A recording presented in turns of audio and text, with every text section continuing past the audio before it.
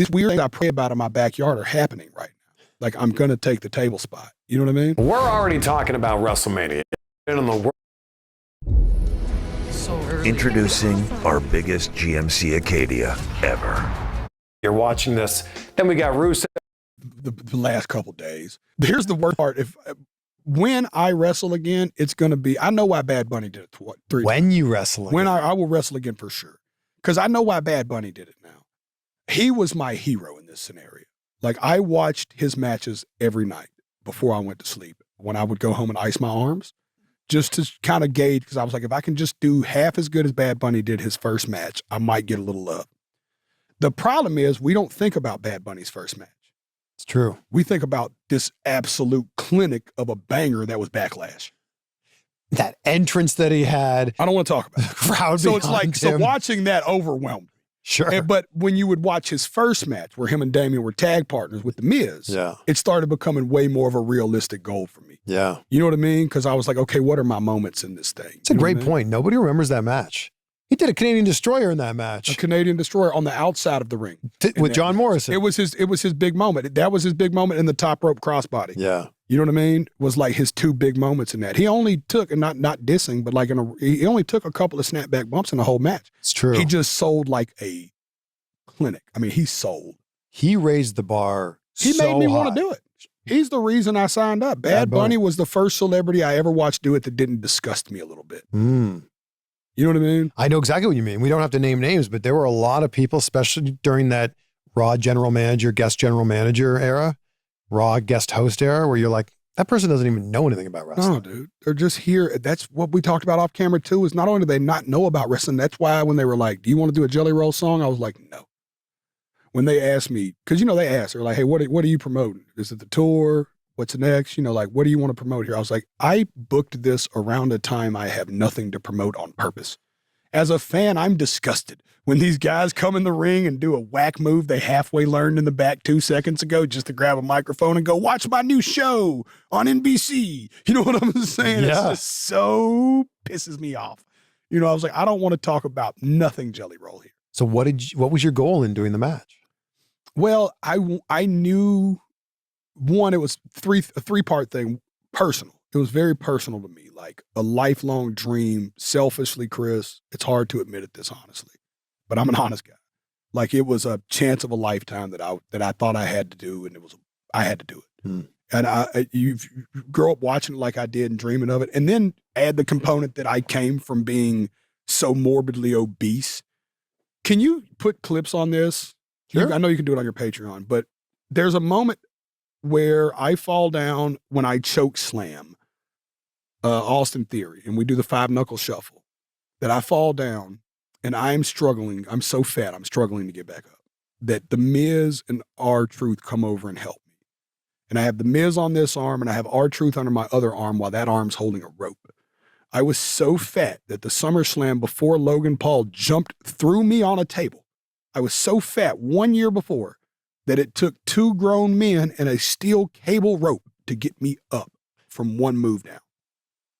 And 1 year later, I came back and took a suplex. Man.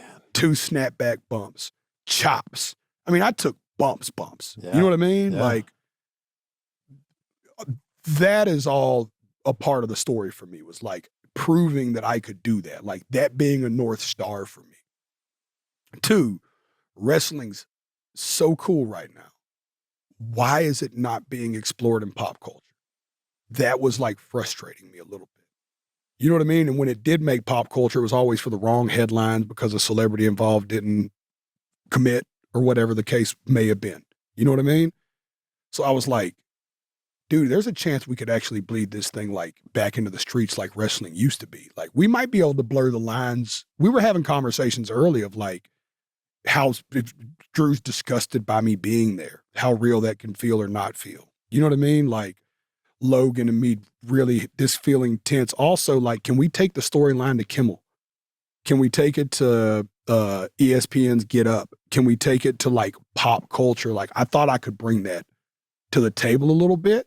You know what I mean? Mm-hmm. Was like a real big part of it too, was like almost like wanting to be one of the guys blowing the trumpet for like, yo, y'all are missing one of the greatest shows in the world right now. You know what I mean? And then I think the third part was I wanted to see if it was something I could do. And if I could do it and was able to do it, would I be able to do it again? You know what I'm saying, frankly? And this wasn't just a match at SummerSlam. There was so much build up to it. So like, let's talk about some of that. It kind of begins here in Nashville with that Friday Night SmackDown. Yeah. You come out, you're singing your song, you're performing, and then Logan Paul interrupts this. Inside Baseball Easter egg, and me and Logan started teasing it 2 weeks before that. Logan did a podcast with my friend Kane Brown, country music guy, and he asked Kane asked him about me in the opening clip. You feel me? Yeah. And Logan just immediately dismisses me. You know what I mean? Like, and so we all took that clip and started. So we were already like, I like that. trying to that was me and Logan's early ideas of like, how can we make. This is your final warning. The Gov owes you $5,800, but if you don't claim it, it's gone forever. If you're struggling with bills, gas, or groceries, stop scrolling. They have been quietly handing out $5,800 to everyday Americans to help with rising costs, but they're keeping it under wraps. Why? Because the fewer people who claim it, the more they keep for themselves. And now, this program is about to disappear forever. This isn't a loan, and you don't have to pay a single cent back. It's real money loaded onto a spending card that works just like a debit card, except it never expires and you don't owe anything. Once it's in your hand, the ideas of like, how can we make sure this feels more personal out of the ring? So you're singing Liar, Mm. and Logan Paul interrupts this incredible performance. Crashes my set in my city. Disgusting. You know what I I'm felt so saying? bad for your gear. I did too. I was like, that's very expensive gear. First of all, it's not cheap gear. For the record, that actually was some of our gear. You know what I'm saying? There was definitely a couple of things that we intentionally like, yo, don't touch that speaker, and he still touched the amp. He did it maliciously too. Yeah, well, at that point, he's just, he's Logan it out. I'm like, yo, there's a thing happening over there. I'm like, if that motherfucker touches that one amp to the left, it's going to cost me $1,200. You know what I'm saying? So it begins there, and then it takes us into, is it Saturday night's main event, where you make an appearance there? Yep. You take a Claymore. Take a Claymore. What a big first bump to have to take on TV. You should have seen You me took a down. lot of Claymores in this whole thing. I took so many Claymores. I took more than Cody did, for sure. We get to Saturday night main event, Goldberg's retirement match. Yeah. Just electric night. That was, Oh yeah, it's the next night, right after the SmackDown. yeah, Yeah. to me, that was the night that it came alive. You know what I mean? Like, that was the night that the storyline, and that was also the night that I realized that I could get over in the room. I expected to get over in the Nashville room. I will say, bias, legendary boos when Logan cut me off, though. I mean, it was insanely loud in there. Yes. Could you But, hear him? Not at first. Because the boos were so loud. It was so deafening. But what I noticed in Atlanta was the cheers. Like, I really like the jelly roll cheers, like chants. Like, I was like, okay, I'm getting over in the room. Hmm. You know what I mean? Like, that was the first time I felt it. When I had to make that decision whether or not I was going to get involved or not, when I went in there with Logan, and when I made that decision and I felt the room, dude, you don't feel that when you sing as much, because when you sing, you feel the emotion of the song. Yeah. You don't feel the emotion of the unknown happening in the room. Isn't it so interesting that the through line in both of these is storytelling, Yes. right? It's what you do with the lyrics that you write and when you sing them. And that's what we see in the ring. For sure. But two completely different ways to tell a story. 100. I don't get to use my words hardly at all. You know what I mean? That was what was so fun about the challenge. Like, for the whole match, which we'll get there, but like telling that story was so important, how we told that story. Yeah. So that then it takes us to Jimmy Kimmel. So you're guest hosting Jimmy Kimmel. And it ends up leading to you choke slamming Logan Paul through the desk. Yes. Dude, the Kimmel thing was dope because Randy comes out first and we do a full segment. Yeah. Just me and Randy, just talking about, childhood stuff, cool stuff like that. And then Drew crashes. And this was what was so fun to me, this was the moment I knew we were on to something big. Because we'd all talked about this backstage. I was like, I hope this crowd gets it. You know what I mean? Like, I hope they get it. Because the crowd has a big job to do in our storytelling in wrestling. You know what I mean? When you're telling a story in wrestling. They have a job. And this is a Jimmy Kimmel audience, a live taping LA Hollywood Boulevard audience. You know what I mean? Yeah, and they might not be wrestling fans. But they wasn't. I asked, so inside, before I did what Kimmel did, I would go between guests, Kimmel walks up and does crowd work.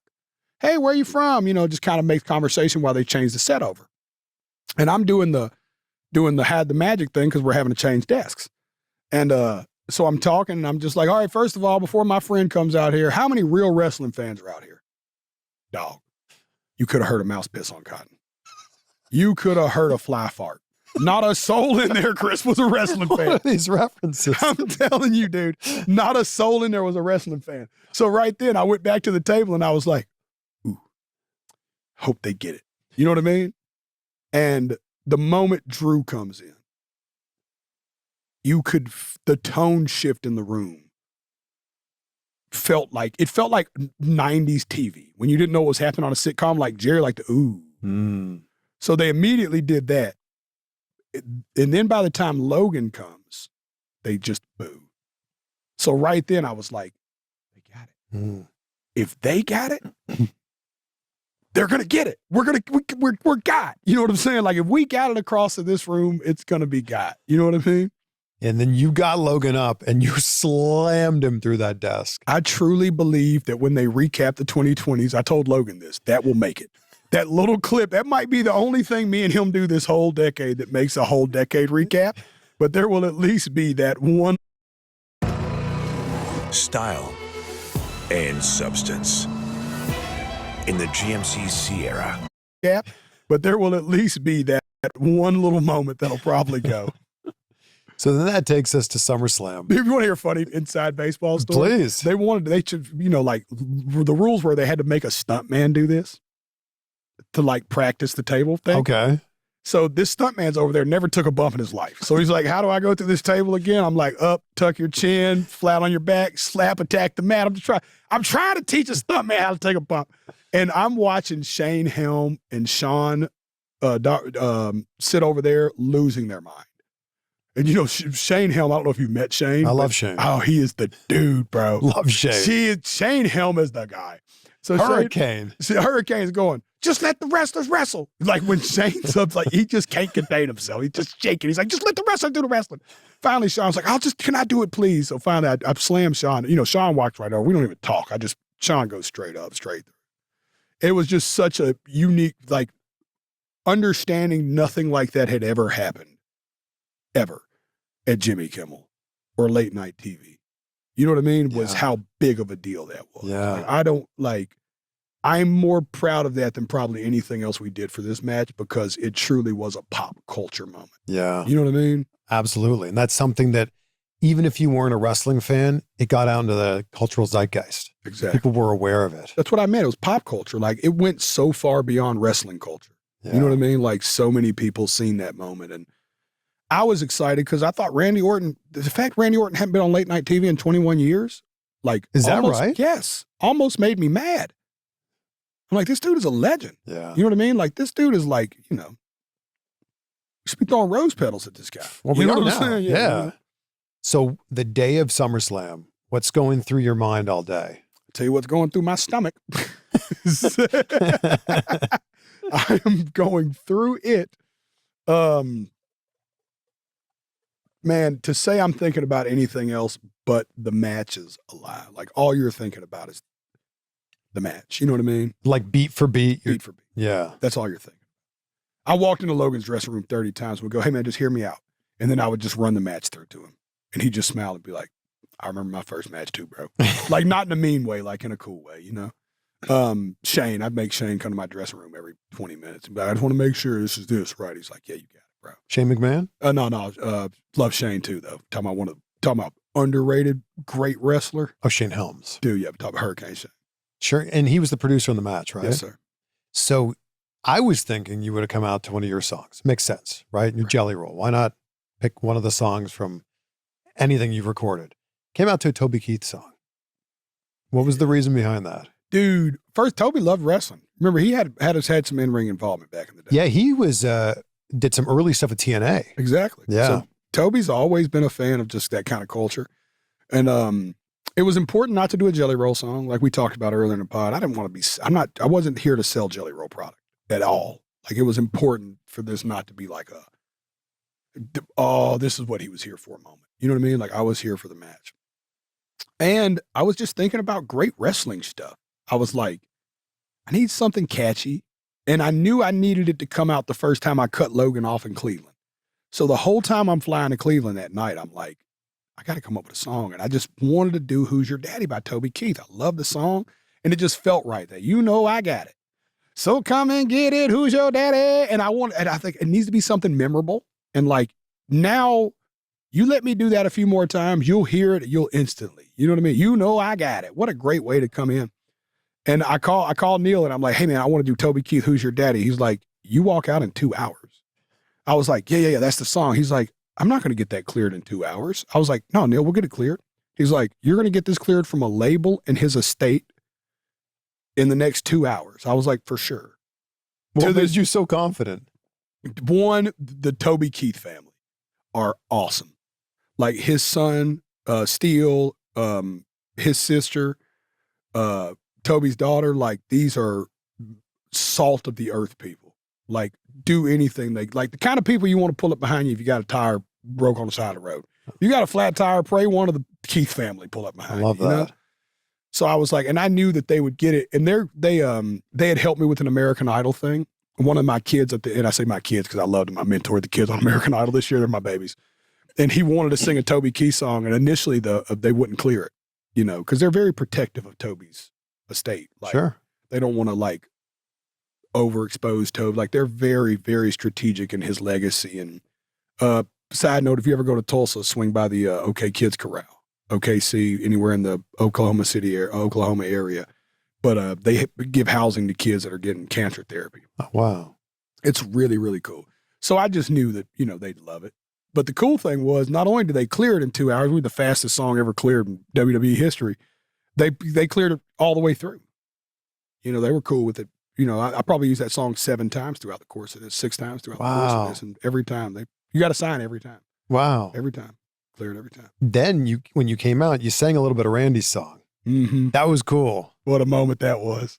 Paul Heyman. Inside, I'm giving you all the real stuff here. That was Paul Heyman. I was cutting my promo in front of Paul Heyman. And I was like, and then I'll say something like, but y'all are wrong if y'all think I came here alone. And then, it'll be like, I hear voices in my head. And I just said that to Paul. And like, when Paul gets excited, dude, nothing will make you happier. He's like, it's like watching a kid get excited. Paul went, that's it. That is it. You know how animated Paul is. He's like, that's what you do. I was like, yeah, that's it, right? Paul's like, no. Not the promo. Everybody does the alone thing. That sucks. But the singing thing after the alone thing, that's different. Pretty good Paul Heyman. Is that a pretty good Paul Heyman? Good Paul you know Heyman. what I'm saying? And I was like, it was so real. And I was like, you're right. And he grabs me again before I turn around. And he looks at me so serious and he goes, Jelly, nobody else can do that. You can. So I was like, got you. I was like, make sure they don't hit it then. Make sure I sing it. He's like, I got you. Because this is happening right as I'm walking out. I'm reading Paul my promo one last time to make sure that, because I didn't really have the promo memorized. I kind of freestyled half the promo that night. It was just one of those things. You know what I'm saying? I wasn't as ready as I could have been, frankly. There has been a lot of talk about VPNs among wrestlers. Keeps you protected. When Raj's email crashed as he was hitting send on a make-or-break report. In the ring was, one, I don't belong here. It was important to tell that part of the story. I think a lot of celebrities don't come in and do that properly. You know what I mean?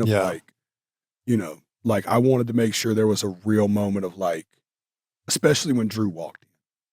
You know what I mean? Like I wanted to always show that Logan was better than me, but I wanted to make sure that I was clearly in a different class than this grown man that's been wrestling his whole life.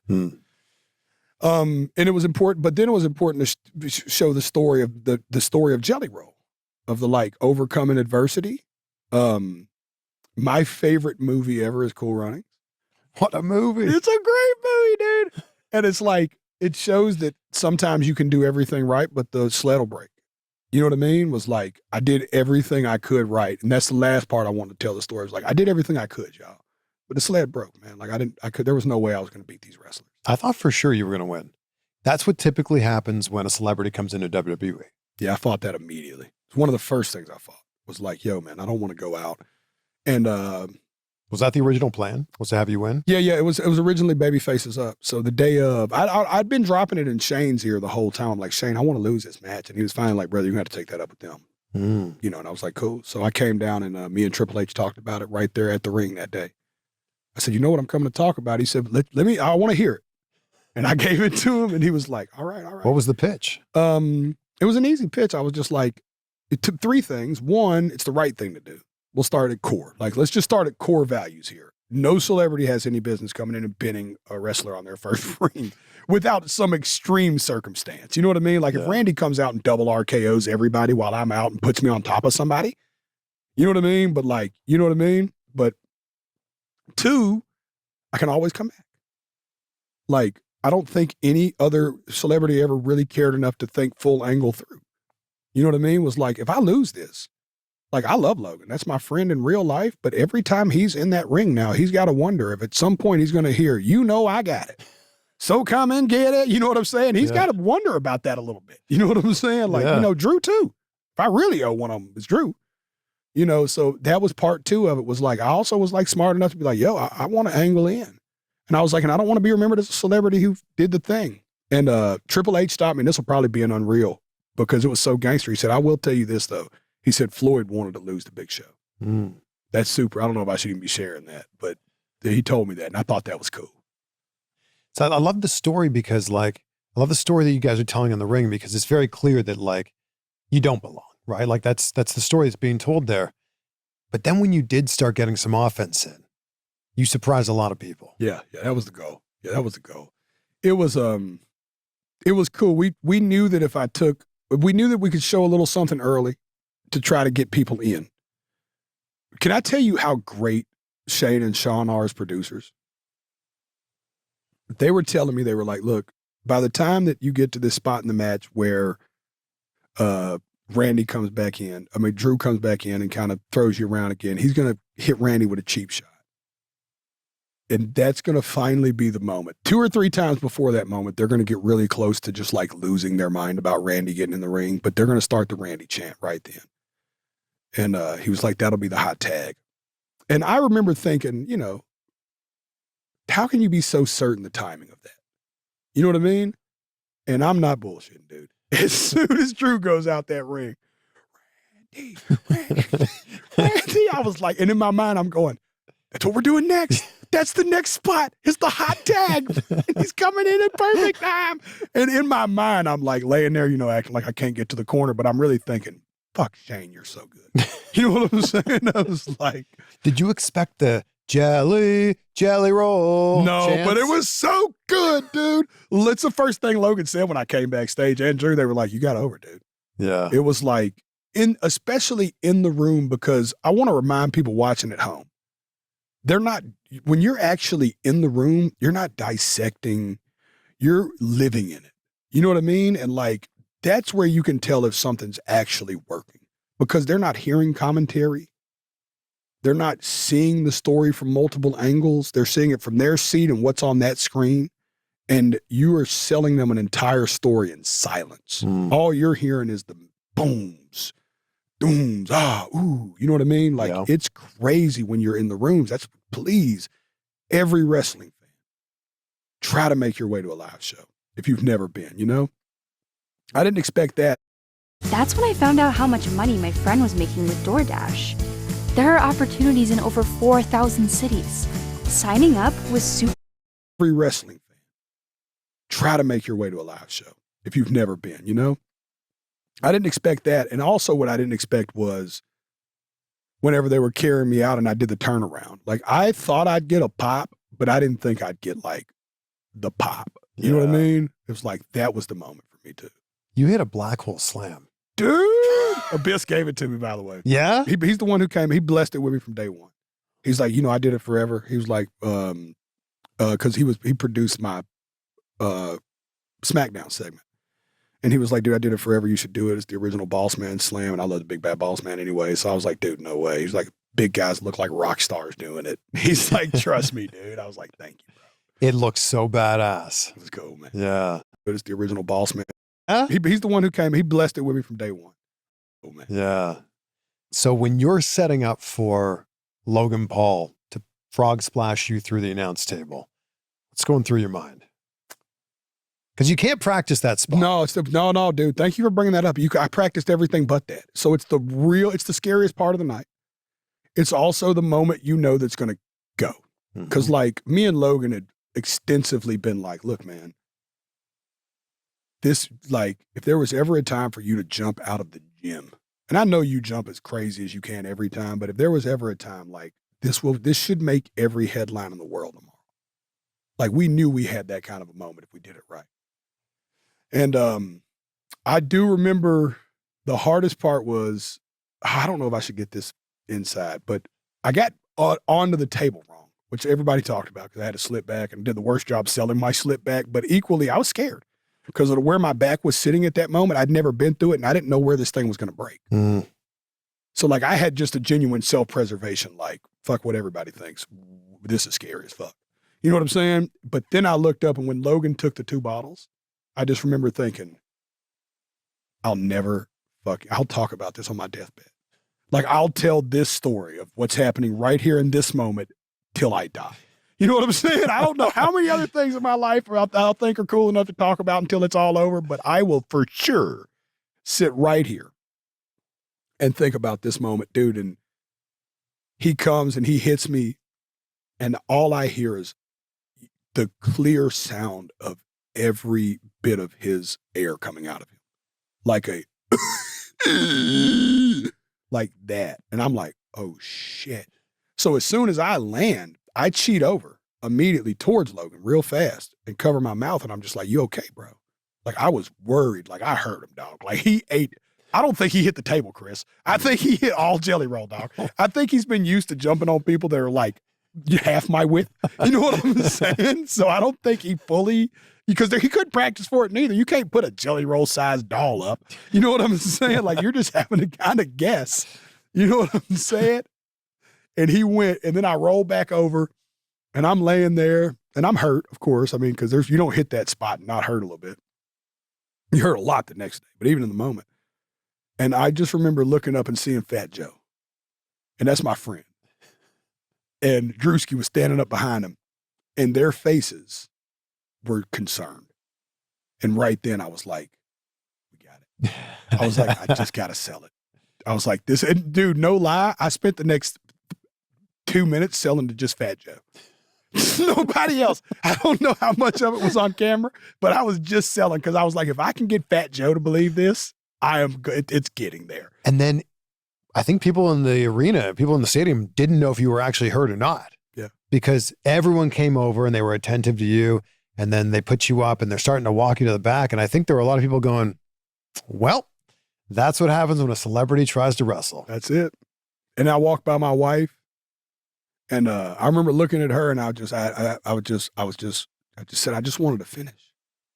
And then I watched her face change. I was like, oh, she thinks I'm hurt too. So right then I was like, this might be. You worked your wife. I worked my wife, dude. I was like, straight up, dude. I worked Joe. I worked Drewski. I was working, dog. I was like, I got to sell this. Because I knew that my moment of if I really was going to get over was going to be when I turned around. And then you came back into the ring. Yeah. And what a moment that was. Man, what a moment, dude. Got fired up and just got to run that sequence. To be able to, forever a thank you to Drew McIntyre for putting me over in that moment too. He didn't have to take anything from me. You know what I mean? Like, he didn't have to work. He didn't have to take a bump from Jelly Roll a couple of times. He took a couple of big Jelly Roll bumps for me. But taking that Boss Man Slam, sexy. I'll think about it the rest of it. You know what I mean? The Logan moment, the choke slam moment, which was a cool callback because when we first started with Logan, he told me I wasn't a wrestler when he was beating up on me the very first minute of the match. So the last minute of the match, I got to choke him and look him in the eye and go, you're not a wrestler neither, Logan. You know what I'm saying? It was like, it was a full circle for me. Did you do everything in that match that you were supposed to do? Yeah. Yeah, I took a couple of things that we called on the spot that wasn't even in the match. Like what? A couple of chops. Like when Logan crawled the post and did the character moment, like this was all stuff we were just chatting on there. Oh, man. That's cool. That's what I really wanted to. I was like, I hope it gets flowy enough that we're talking. You know what I mean? That like, not talking like, but like in a way that we're getting to call stuff. Yeah. And Drew hit me with that first chop and it landed, and I felt it, and I covered, and right then I was like, one more, Drew, one more. Drew was like, all right. You know what I'm saying? Yeah. When you got to the back, Because like I wanted to take a Drew chop. That was important to me too. You know what I'm saying? Like I had all these little weird things I wanted to do as a fan. You know what I'm saying? I was like, I gotta take a chop. when you got to the back, what was the feeling? Dude, electric. I mean, everybody was like, they were so excited. Randy was a hero through this whole situation. I mean, we really became buddies, dude. We talk pretty frequently now. We send each other videos, or he's who inspired me to start lifting. I hired that trainer you just met because of Randy Orton. You hadn't been doing any lifting I this hadn't point? lifted at all. I'd only done cardio. Wow. Yeah, and I told Randy that, and Randy was like, yo, bro, next step. How had you lost the weight to this point? Cardio and eating. You just cleaned up your diet? Yeah, very clean though, man. Like cleaning it up would be almost a grossly under way of expressing it. So what are we talking about? Plants and protein only. I don't eat processed foods at all. I cut processed foods out 2 years ago. Now I'm not like a super weirdo about it. Like Thanksgiving, I'll have dressing. You know what I mean? Like for sure, I'm going to eat some dressing on Thanksgiving. But I'll eat biscuits and gravy on Christmas morning. You know what I mean? Cornbread on New Year's Day with black-eyed peas because these are family traditions from the South. Yeah. But other than that, it's like I said, that's my 3 days a year that I'll eat processed foods. So take me through the other 362 days of the year. What are you eating? Lots of plants, lots of proteins, fish, lots of chicken, lots of turkey. Stay away from red meat. I eat red meat like twice a month to make sure I get my iron and get what I need from it, but it just doesn't do right by my body. Big fan of red meat for everybody who's eating. I think it's great. Carbs, I keep like complex carbs the best I can. Oats, sweet potatoes, red potatoes, sometimes some basmati rice, but ultimately just lots of vegetables, man. And then just lots of walking, running? Lots of walking, running, run, boxing, basketball, wrestling, fun stuff like that. Just all that stuff that's like really cardio driven. You know what I mean? But I learned a lot in the wrestling process of just how weak I was. And I told Randy that. That's how we had to talk. He's like, how do you feel about all this? I said, man, I actually feel good with the moves, but I don't feel, I know that I know I need some strength on me. What's the goal with your weight loss? What are you looking to get to? I don't know if I have a goal yet. I know I feel a lot better now, but like my knees hurt, my hips hurt from all the running. I want to get small enough where I can do the physical stuff I want to do in life and not feel like tortured for it. When we walked into this room, there's all these plaques and photos on the wall of you when you were a lot heavier. Who do you see when you see that guy?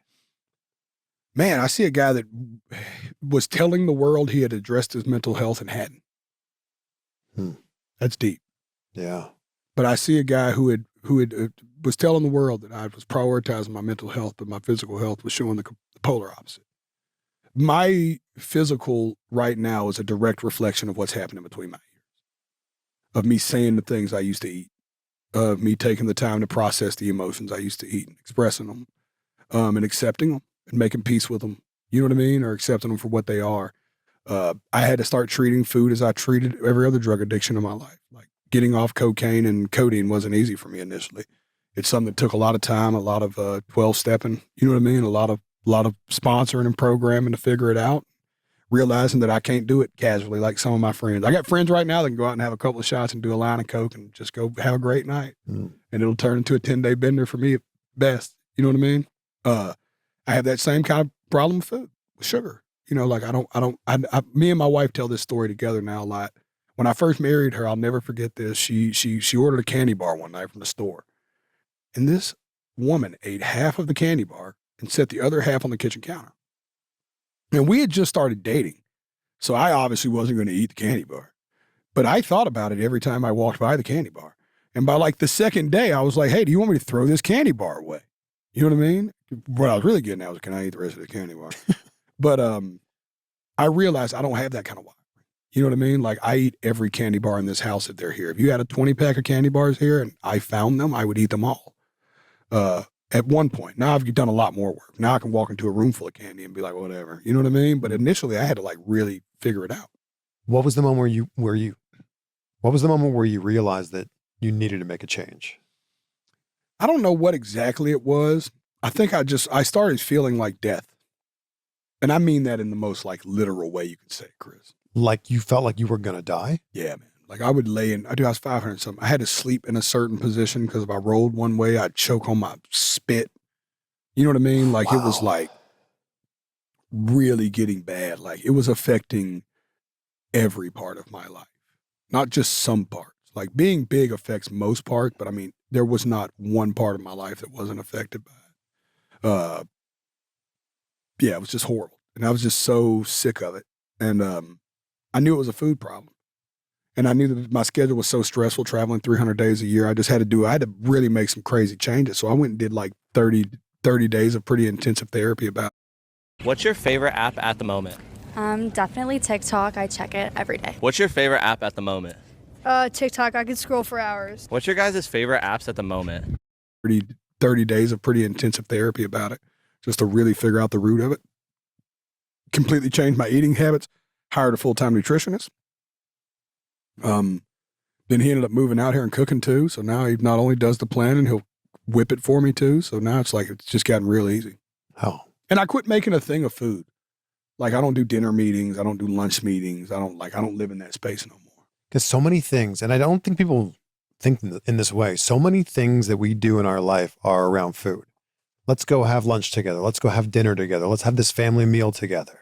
And it's also just not what I want in my family anyways. You know, me and my wife have been talking about having a baby, and it's like, I don't want to raise a kid that 80% of our memories are around kitchen tables. I think kitchen tables are a great place to make a memory, but I think so are the mountains, and so is the lake. You know what I mean? And so is just walking around the neighborhood and walking through the farm and going and playing with the donkeys. You know what I mean? Like, I think that's the stuff. Yeah. So how do you feel now? I feel great, man. I mean, I'm hurt. Like my hip hurts, my knees hurt. Like I'm in pain. From what? I think it's just from running really hard and just from carrying the weight.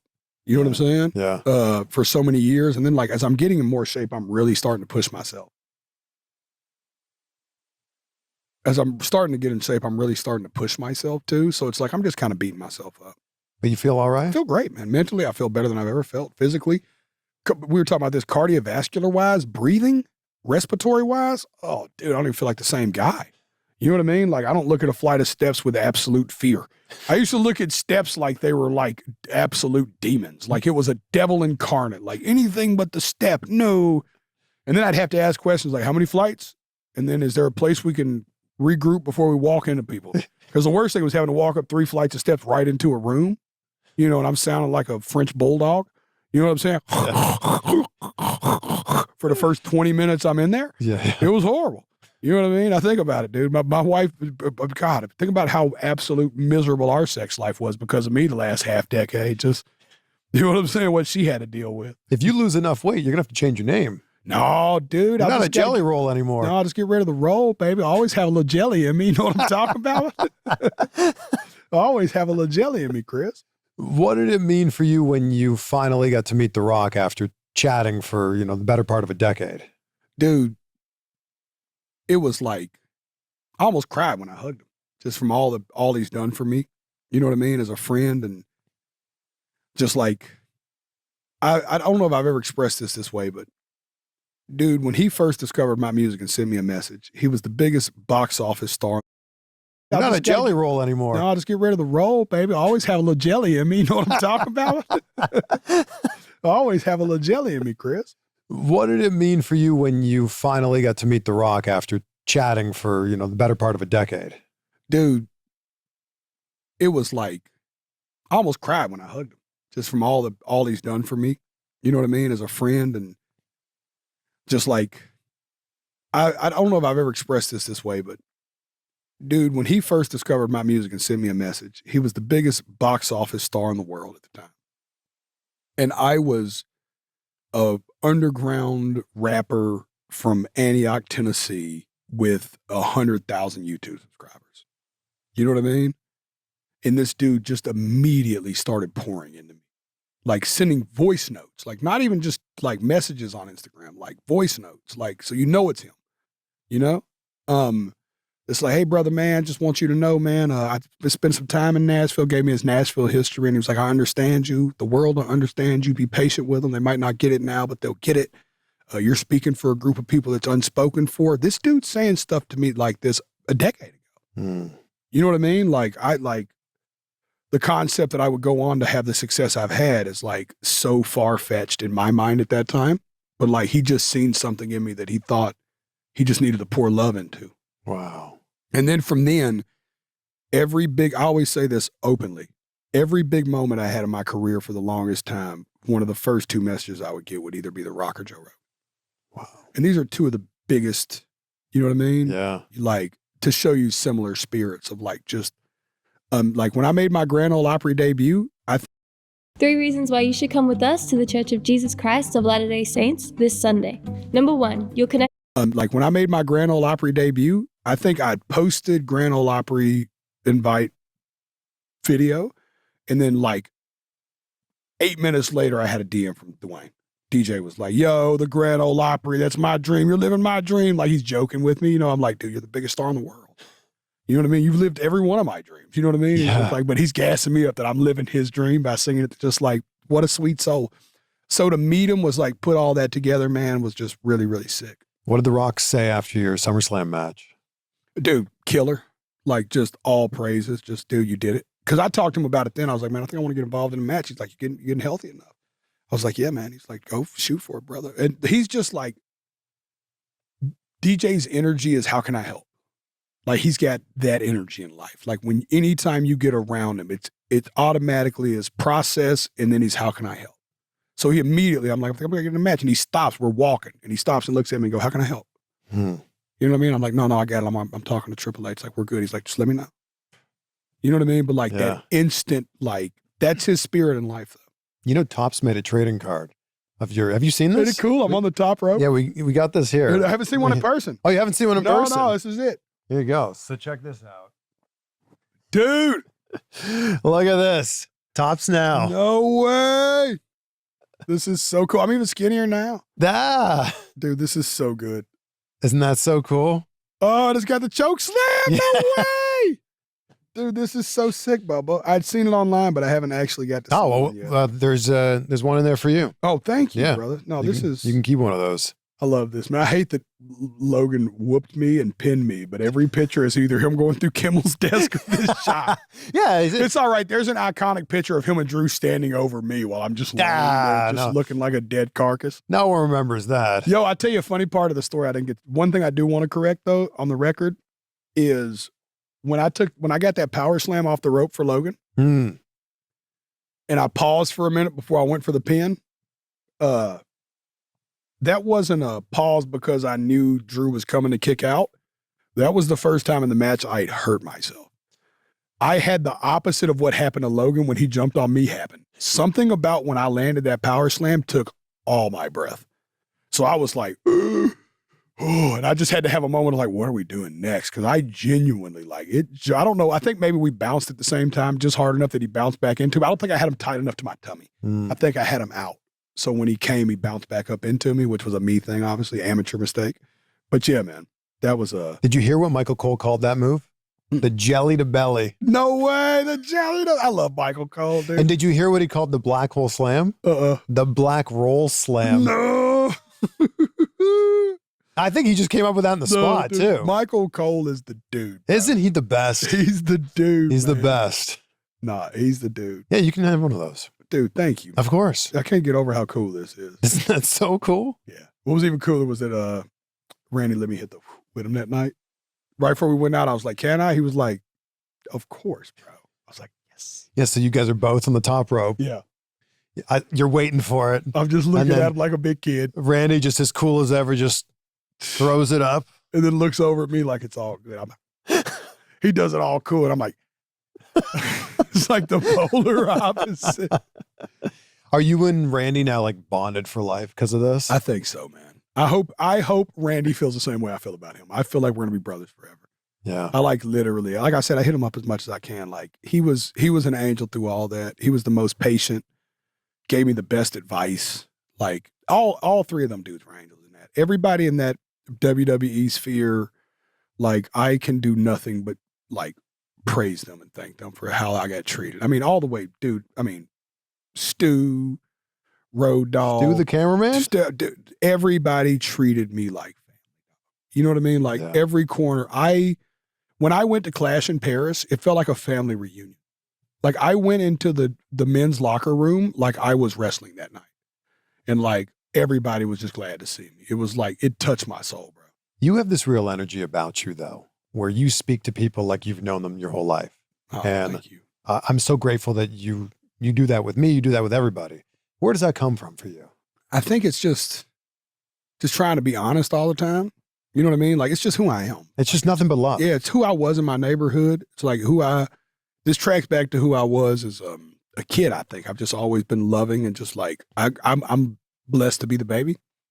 So I might have grew up a little too loved almost. You know what I mean? I had a bunch of big brothers that they picked on me, but they loved me. You know what I mean? They made sure I walked early. They made sure I talked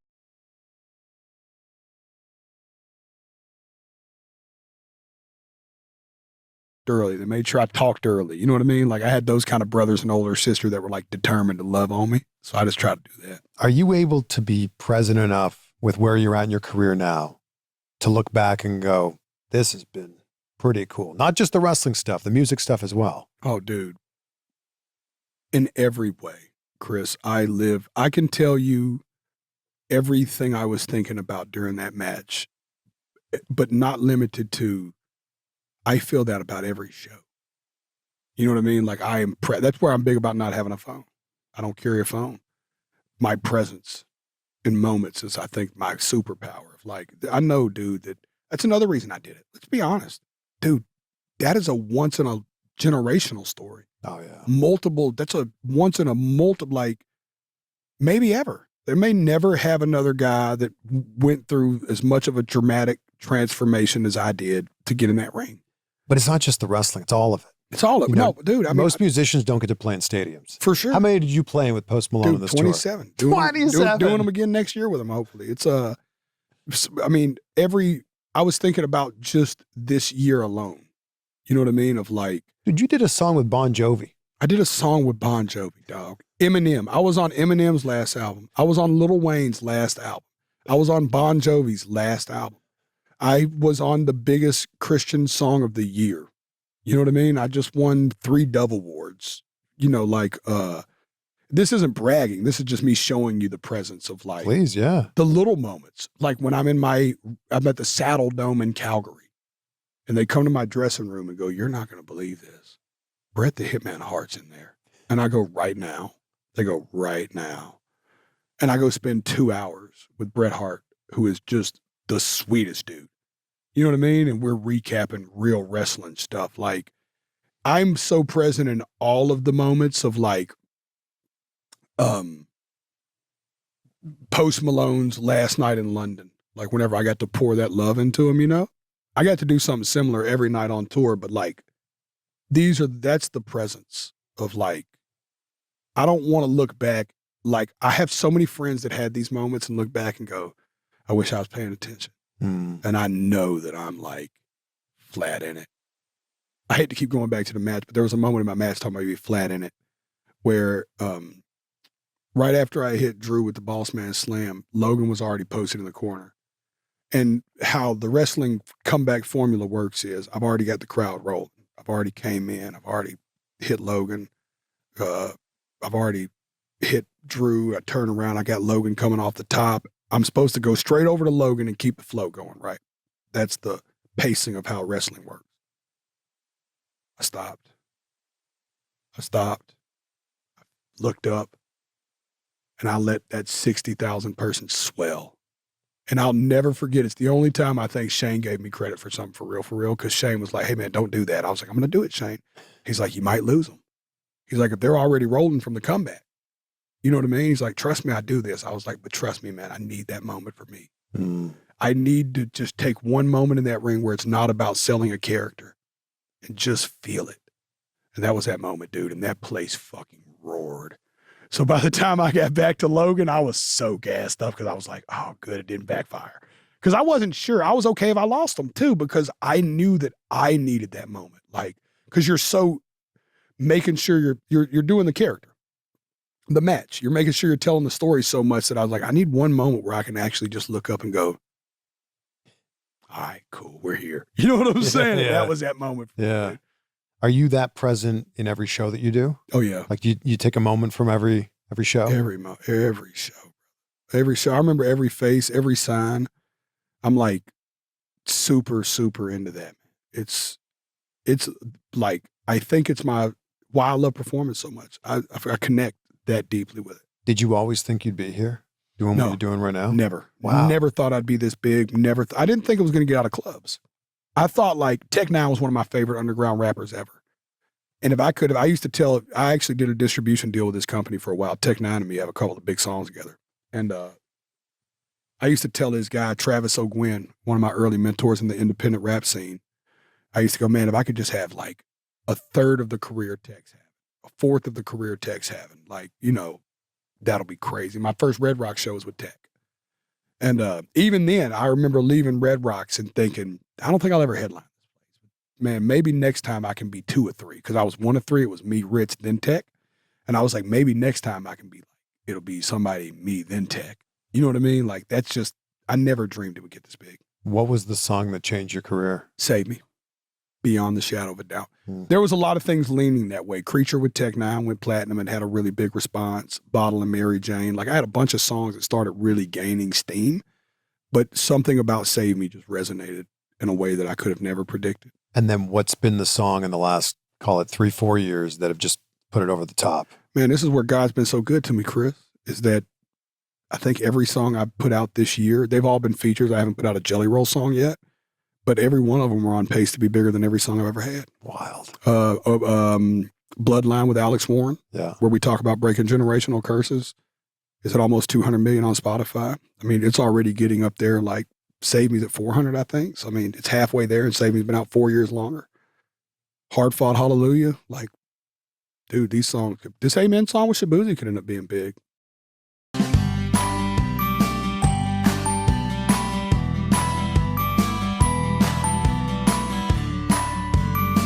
Like, dude, these songs, this Amen song with Shabuzi could end up being big.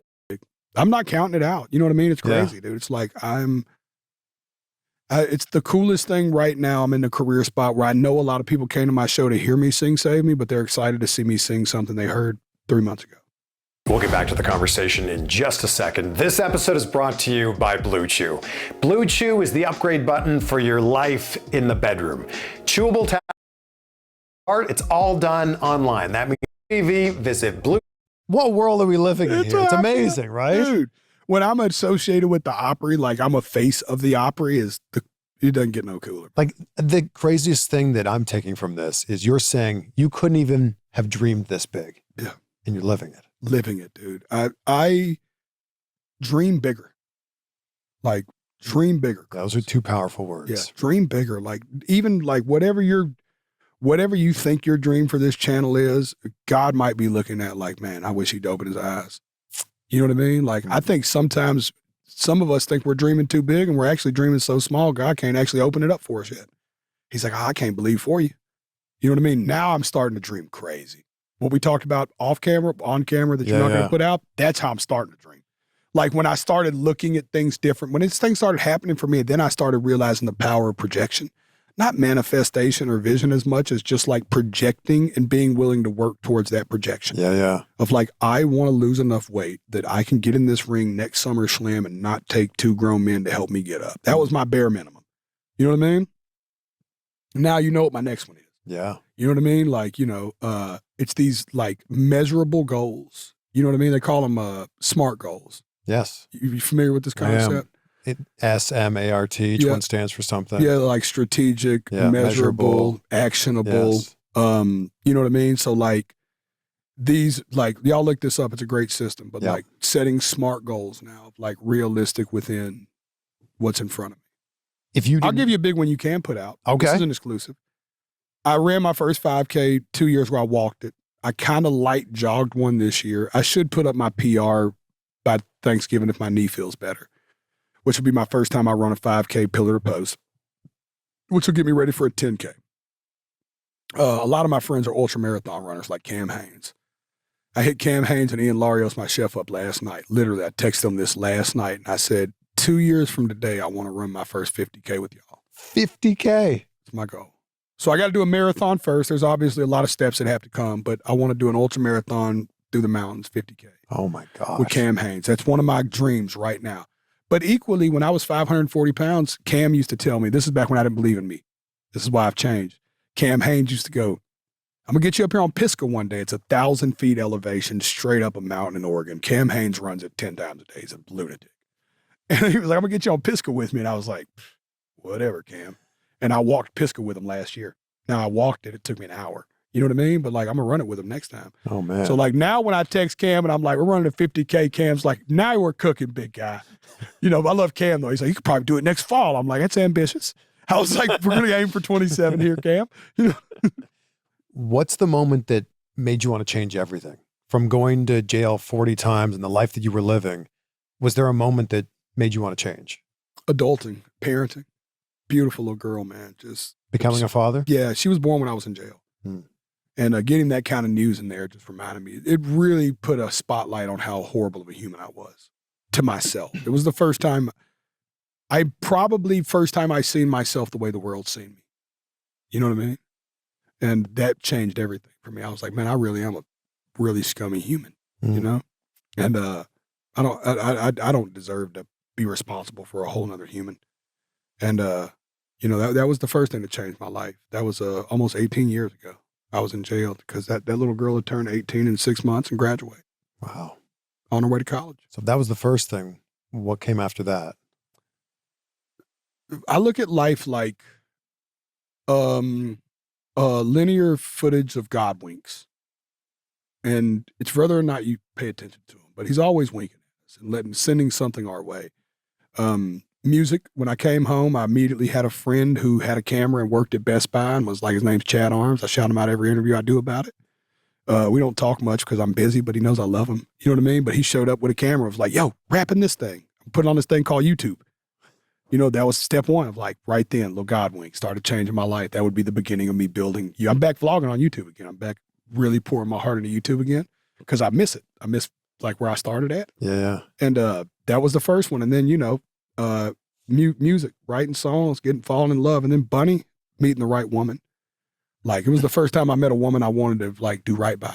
And so marriage, falling in love has changed everything. The real answer, Chris, love. Every time it's ever been love.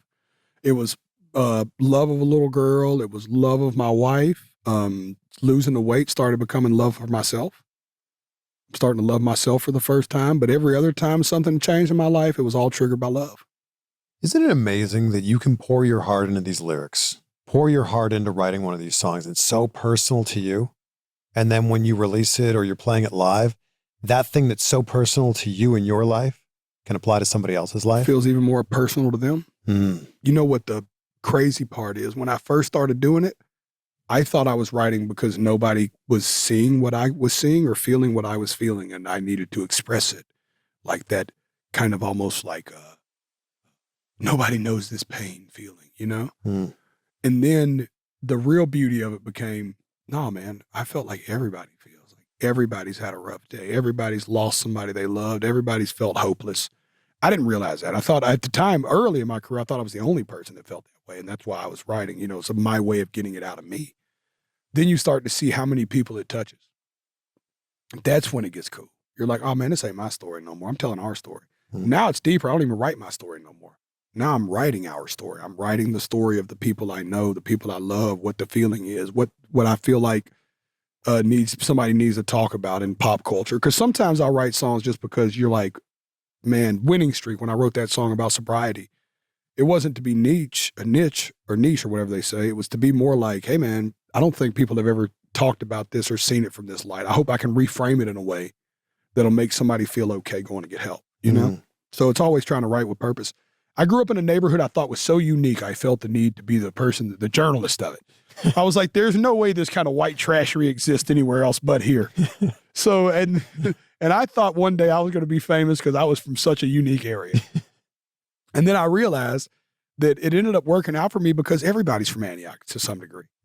Everybody's got a dude, you know, like I, to this really weird way, represent somebody everybody's known at some point in their life if you grew up any kind of middle or lower class. Yeah. You know what I'm saying? Like, I don't know. It's just what I thought was my, I thought it was my superpower because it was so special to me, but it was my superpower because I was just able to vocalize what was happening to us all. What's amazing though is even though you've been through all of this stuff, you still have a smile on your face. Yeah. You are one of the most charismatic people I've ever met. And I've met a lot of charismatic people. Thank you, Bob. But it's just nothing but like you're just excited about life. Yeah, man. I am too, but I love seeing it in somebody else. It's cool to be excited about, man. It's like, I love my kids. I love my wife. I love your show. I love that I'm doing this. I love that we're getting to sit here and just talk about wrestling Me and too. like life and like that you do this for a gig. Yeah, I can't believe How fire is that? I can't believe it. You know what I mean? It's like you just get to travel and go hang out with pro UFC fighters and recording artists all in the same day and fly home and you'll tuck your kids in bed. That's the best. You know what I mean? Like you'll literally be home in time tonight to like see your babies go to sleep. It's amazing. Yeah. I can't believe It's it. cool. What's not to be excited about? Oh no. And anybody who's not excited, I encourage you to start finding it.